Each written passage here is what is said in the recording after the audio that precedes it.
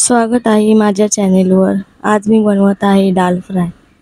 इथं कांदा घेतलेला आहे, हे चॉप केलेले लसूण, अद्रक आणि मिरची आहे।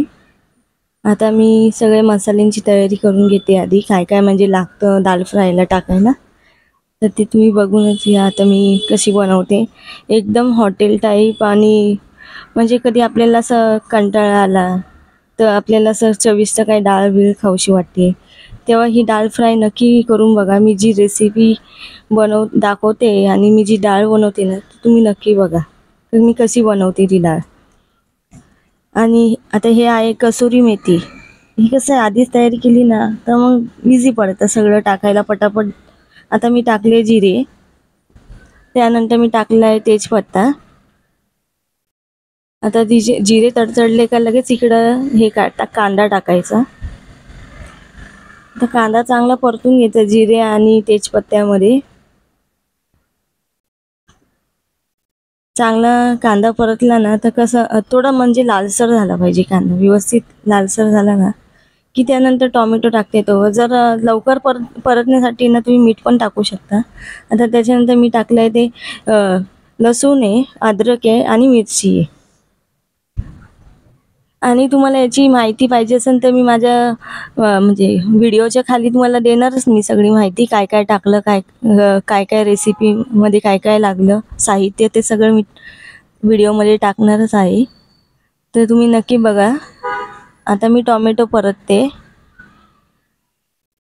आणि लसूण कसं आहे, कांदा आणि लसूण व्यवस्थित परतला ना तर त्याचा वास नाही आला पाहिजे। जो कच्चा वास असतो ना तो डाळीत नाही आला पाहिजे, म्हणून तो चांगला व्यवस्थित परतून घ्या। थोडं मीठ टाकून परतून घ्या। आणि टोमॅटो पण लवकरात लवकर म्हणजे विरघळण्यासाठी ना थोडं मीठ टाकायचं।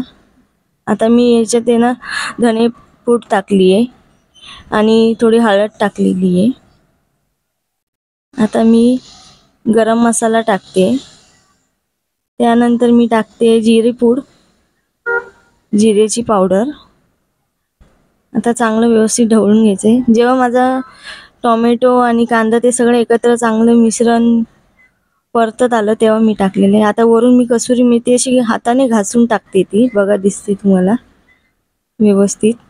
आणि ती चांगली ढवळून घ्यायचं। आणि थोडं लाल तिखट पाहिजे त्याप्रमाणे टाकायचं, कारण आपण ऑलरेडी मिरच्या टाकलेल्या असतात ना, लसूण, अद्रक आणि मिरची। तर आपल्याला जेवढं लाल तिखट पाहिजे, जसं तिखट लागतं तुम्हाला तसं टाकायचं। थोडं पाणी टाकलं ना तर थोडं ग्रेव्ही टाईप होतं। ही मी फक्त तुरीची डाळ घेतलेली आहे शिजवलेली, त्याच्यात टोमॅटो वगैरे टाकलं आणि त्याच्यात हिंग टाकलं होतं शिजताना, म्हणून मी याच्यात हिंग नाही टाकलं। आणि आपल्याला पाहिजे त्या प्रमाणात पाणी टाकून ती ढवळून घ्यायची व्यवस्थित। तसं तर मी तुम्हाला व्हिडिओच्या डिटेलमध्ये देणारच आहे, तेव्हा तुम्ही बघा। आता ही डाळ कशी मस्त घट्ट होत चालली, तर नक्की माझ्या चॅनेलला सपोर्ट करा, सबस्क्राईब करा।